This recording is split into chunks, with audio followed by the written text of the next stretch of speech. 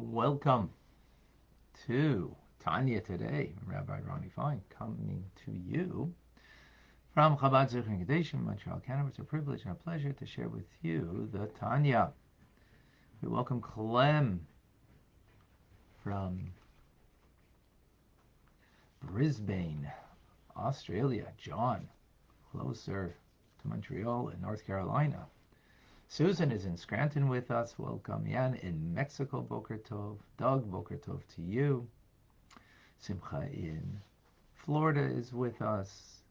Shalom to Omar. And Greg is with us in Bakersfield, California. Stella, if I remember correctly, in Israel. Remind me. Laurie is with us in Charlotte, North Carolina. Katie in Texas. Denise, Davida, and Liba, all the way from New York. Good morning.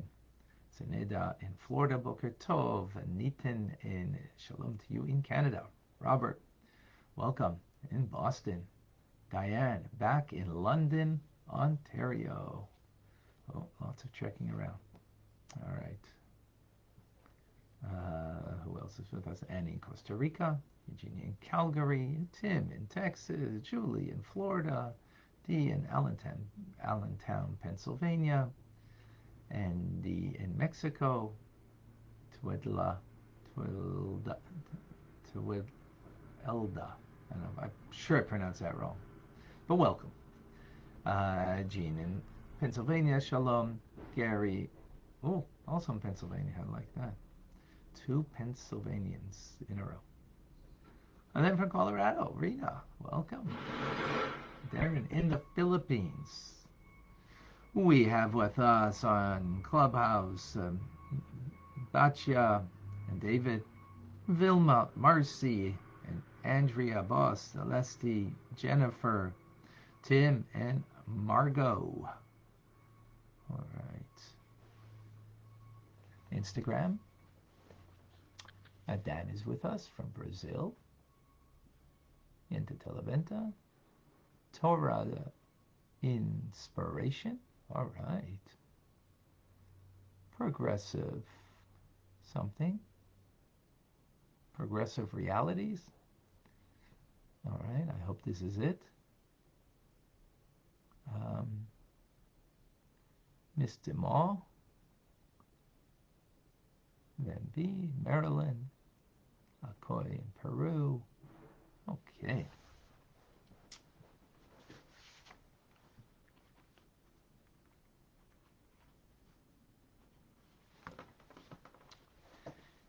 Continuing in the 4th essay, there are things that have intrinsic value and other things that might be the ultimate purpose. And you would think one would be the same. Whatever has intrinsic value must be ultimate purpose. But, you know, that's not the Jewish way. We're talking about today the study of Torah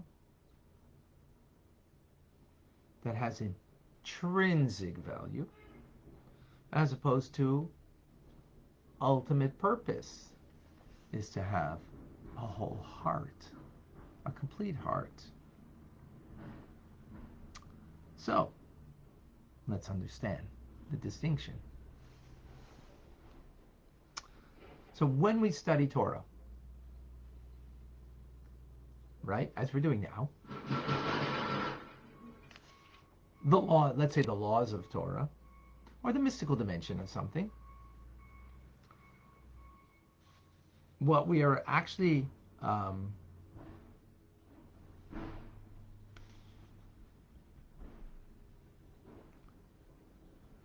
knowing is the essence of God. As we spoke about yesterday, actually at great length. The essence of God is found in His divine will and wisdom in Torah teachings. It is, as we mentioned yesterday, in the mitzvah itself, is not a concealed reflection of God that animates it, but revealed. The study of Torah about the esrog, for example, how to properly fulfill the mitzvah, both in the simple, how to, hold the esrog not upside down, right side up, and how to put it together with the other three kinds, and all of the details in the do's and the don'ts of that mitzvah, together with this, to even the Kabbalistic understanding of the mitzvah. You are, through the act, bound to the divine, and through the study of it, bound to the essence of God. When we unpack, we'll explain that a little more, how that happens, right? To the essence of the divine. God puts his infinite divine wisdom into the teachings. Now, even when it comes to a teachings, for example, where like today, we can't bring offerings on the altar. I mean, maybe today we could. Mashiach comes. But till today, we couldn't do it. But, and we couldn't do that mitzvah. But any mitzvah that we can't do, we study it. The sages tell us in the Talmud, it's as if you did the mitzvah. It doesn't mean that you did it. It's because through that study, you are bound to the divine wisdom, and through that, you are encompassing the teachings. The teachings is encompassing you. There's no greater unity and oneness with that divine wisdom. And therefore, it's as if you've done that, equivalent to the actual performance. Of course, when you don't have the opportunity to do the performance of the mitzvah. So that's pretty powerful. That's intrinsic value that there is in the study of Torah and its mitzvahs. As opposed to the being aware of the order of Hishtalshelus. In other words, Hishtalshelus means the chain reaction of creation. To be knowledgeable about creation, to know about angels and their worlds, and to understand, the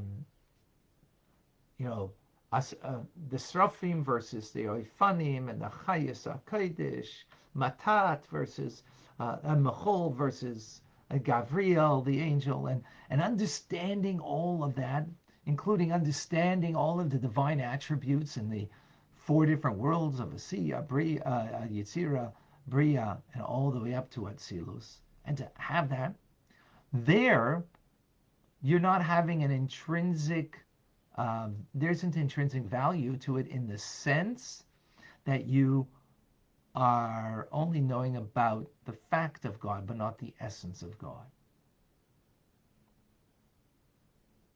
Again, in unpacking it, I'll explain a little more about that. Yet, says the Alter Rebbe, yet the knowledge of the existence of Hishtalshelus is a lofty, exalted mitzvah, and as the verse says, know this day that the Lord your God, and know the God of your father.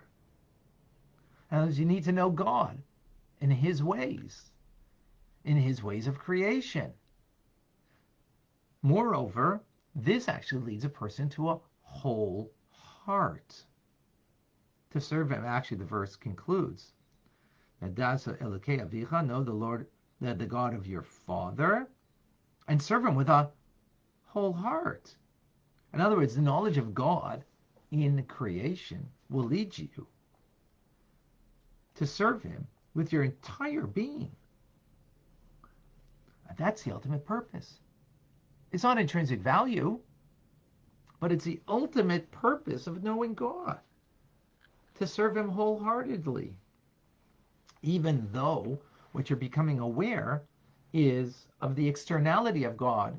In other words, what he does versus who he is. Who he is the Torah and mitzvahs give us a connection to who he is, what he does in creation, angels, divine attributes, this world, that world, and so on. That when you fulfill that, you have an awareness. That awareness leads you to a feeling in the heart that's whole, complete attachment to God, a love and awe. So even though it's only of the externality of creation, yet it's the ultimate purpose. The ultimate purpose of the mitzvahs is that you should serve God with your entirety. However, at the same time, that this is the ultimate purpose, knowing God and apprehending divinity and that it should lead you to a whole heart, is but one of 613 commandments. As all the 613 commandments are an expression of the, as we explained Kabbalistically a couple of days ago, the vessels of Atzilus, the containers, right, of Atzilus. And those containers, 613, so to speak, of them, components of the divine. And therefore this, you have to study and fulfill and actually study and practice each one of those 613. So we explained previously, both thought, speech, and action, which represent the worlds of Asiya, action, the world of action, Yetzirah, the world of speech, and then the world of comprehension, the world of speech, and they're referring also to emotions, and the world of comprehension, the world of thought. In order to bring ultimately purification, the refining the world.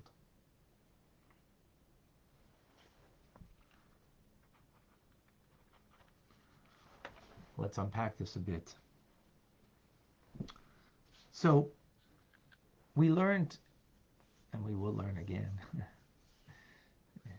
in the first part of Tanya chapter 4, what God did with his divine wisdom, with his Torah, is he took an infinite being and put that infinite being into writing, into the teachings of Torah, the written word and the oral tradition, both, body and soul of the teachings.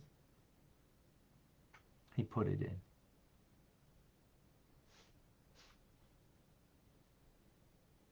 He compacted it. How? Well, that's God's capability. Now we, as the Alter Rebbe there explains, in his greatness, you'll find his greatness in a humble place. His humility is he comes down. He comes down to finite being like us and able to put his infinite being into a finite box, if you will, for lack of a better term. That box being the teachings of Torah, again, the written and the oral Torah, and allows us to comprehend not his fact of being, not what he does, but who he is. And that we can comprehend it. We encompass that knowledge, that divine knowledge. It encompasses us. There's no greater unity and oneness than that. That's intrinsic value. That's amazing. And that's what we're doing right now, hopefully. And through our study, hopefully you're really focused.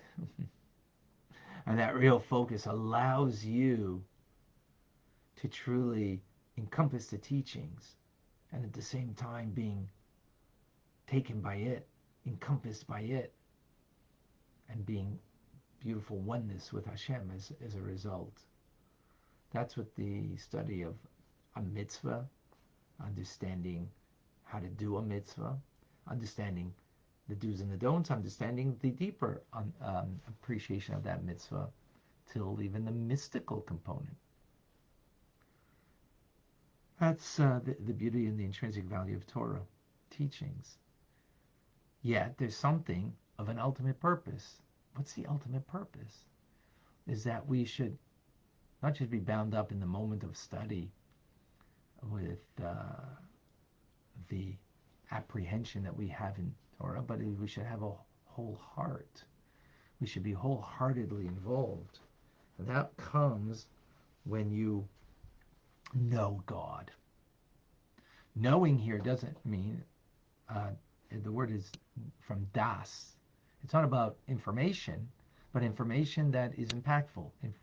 Teachings that imbue the heart and engage the heart, so much so that it's wholehearted. So by knowing God, not by knowing him in now, knowing what he does, which is his Seder Hishtalshalis, the order of the chain descent, the order of creation, understanding what it means an angel and the different kinds of angels, understanding what it means one world versus another world, spiritual worlds, physical world, understanding what it means the divine attributes in those worlds. What are you understanding? You're not understanding God himself. You're understanding the ways of God. The ways of God, as opposed to attached to the core essence of God through Torah. But yet that's remarkable to know that, because that allows us, by knowing God, allows us to have a full heart, complete involvement, engagement in the service of God. So in that sense, that's ultimate. That's ultimately what, it's meant to do. In other words, it's not just in the moment that we have this beautiful unity and oneness with God. That is intrinsically the greatest thing, intrinsic value. But what's it leading to? That we are complete.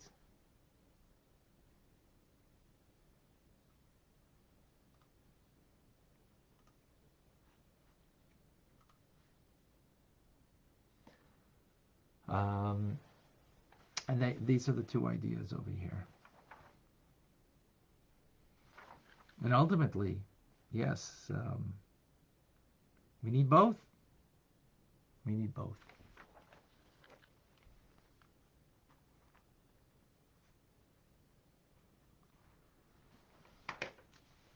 Okay, let's go into questions, comments, thoughts. I have some questions here on Facebook. Do I see anything on Instagram? No, I don't see on Instagram. Not yet, at least.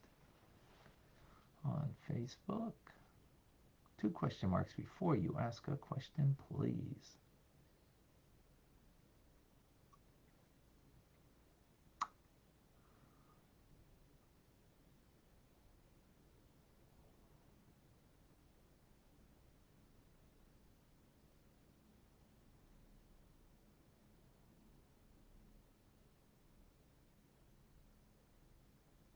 Lori, what is the purpose of the non-Jewish soul in this world? Do Jewish souls have abilities to lift up non-Jews through having a full heart?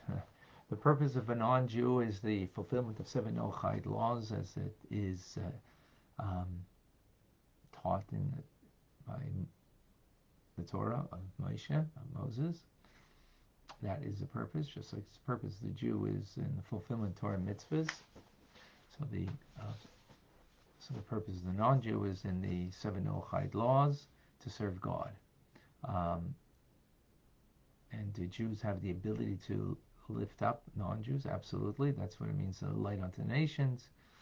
That's absolutely a responsibility that Jews have. That's in brief. Anna, how can we talk in third person singular about Hashem since everything is only Him, including us?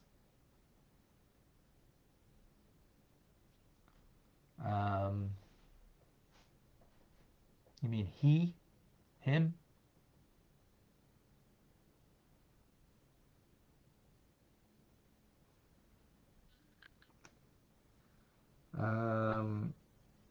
Because, good question, Anna. We don't. We may be, We may be aware that there's nothing else but God and we're a part of Him, but that's definitely not what we experience. We feel our separateness. We feel that, I'm me. Yes, I'm me that, connected to God, but, there's a me. Something we spoke about in our Torah studies. So, so therefore, we got to speak in the human, understanding and the human experience. So therefore, we can speak in third person.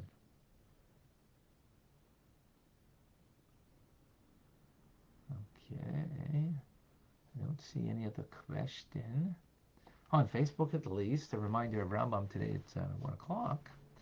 But do we have anybody on Clubhouse or Instagram?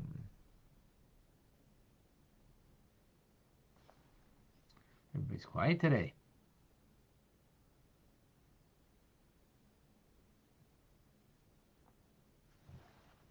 Very. Okay. Take it as a sign that everything is clear. I'm Rabbi Ronnie Fine coming to you from Chabad Zichron Kadeshim in Montreal, Canada. It's truly a privilege and truly a pleasure to share with you the Tanya. It's really amazing. Everybody, day in, day out, as you come, I'm, as I've said before, I say again, truly humbled and grateful. God bless you all. A reminder, again, 1 o'clock today, last chance to sign up for the JLI course on anti-Semitism tonight. JLI Montreal if you want more info. Have a great day.